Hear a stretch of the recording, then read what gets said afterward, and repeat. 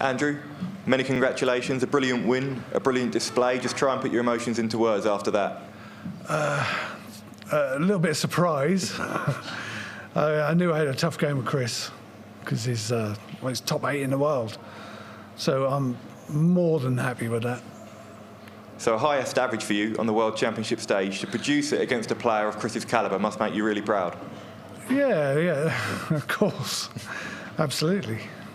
You've never made it beyond the last 32 here at Alexandra Palace, but with the way you're performing at the moment, you must be confident of breaking new ground here this week or this year. Yeah, I am a little bit confident. You never know what's going to happen. There's a lot of turkey going to be in my stomach after Christmas, so you never know what's going to happen. And it's going to be Luke Woodhouse or Max Hopp for you in the next round. What are your thoughts on that potential matchup? I can't remember a recent record against those two. I think I'm ahead. We shall see. I mean, they're both... I mean, Max is a talent. Luke is just so steady. So I don't think there's much to say between them. And you said you were hoping for a 9 darter tonight, so are you saving that up for the next round? Well, yeah, I've got a chance to do it in the next round now. If I don't get it in this round, then get it in the next one. Perfect. Well done, Andrew. Well played. Andrew, huge congratulations. The 9 darter that's on your mind, is it the money or just doing it here? Well, I just think, well, part of it goes to the crowd, part of it goes to charity, and some of it goes to me, obviously. But I think if you go into the game with that in mind, you're going to have to play well to get it. So why not worry less about the win and just worry about getting a 9 darter? Everyone that has sat here so far has made the point of, I want to be here after Christmas. Your name is now in that hat. So what does Christmas Day look like at the Gildings? And a happy Christmas, I'm guessing. Yeah, that will be anyway. Like I said to the last people, I'm going to eat as much as I can.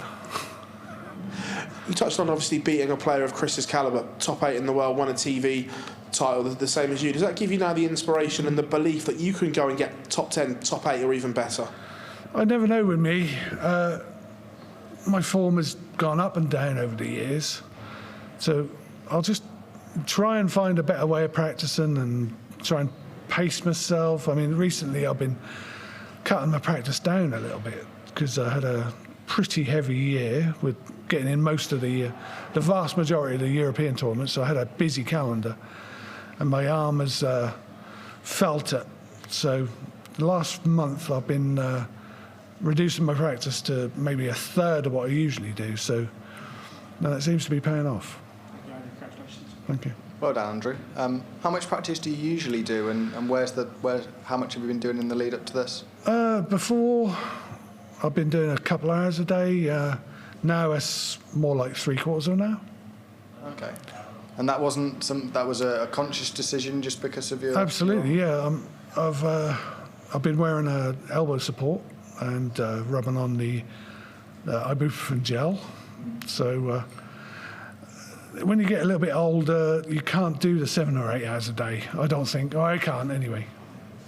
Do you think it's overlooked the amount you've achieved?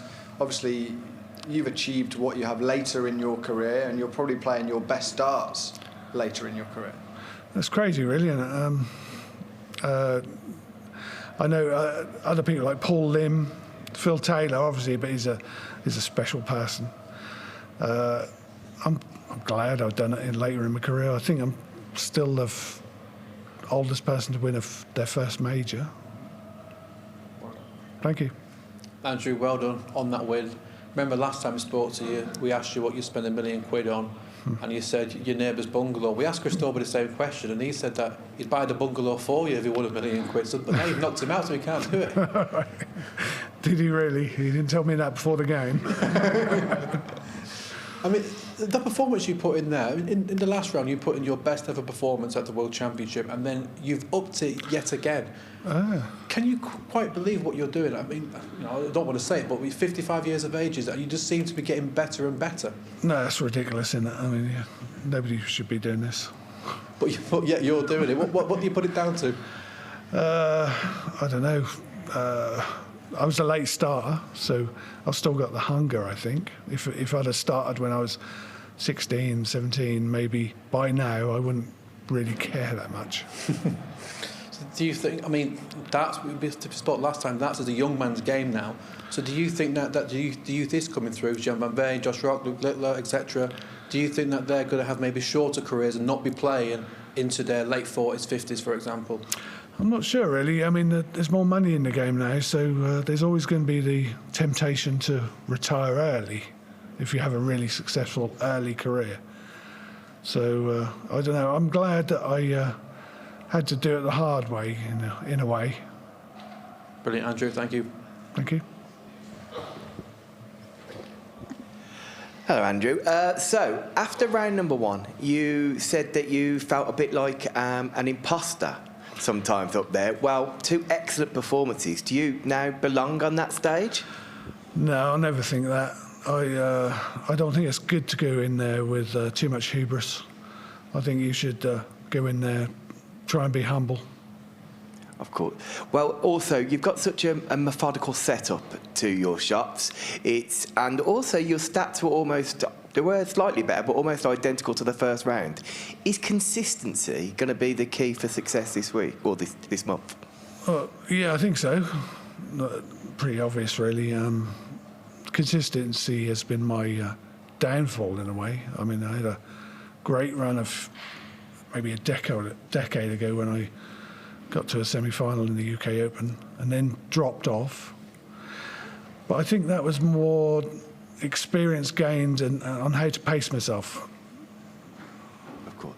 And just finally, are you confident that you can actually go all the way? I ain't even thinking about going all the way yet. One game at a time. Well, you're doing very well so far. Thank you very much. Thank you. Andrew, congratulations. With yourself and Pauline being the elder statesman of the World Championships, I don't think you might realise, but you are encouraging older people to bring up the game, because they're watching yourselves and watching Paul, and there's adults academies where people are starting out playing, and Really? yeah, your name's been mentioned as one of the reasons why they're doing it. Okay, well, I'm quite there with Paul Lim yet, but I hope I'm still around in 16 years.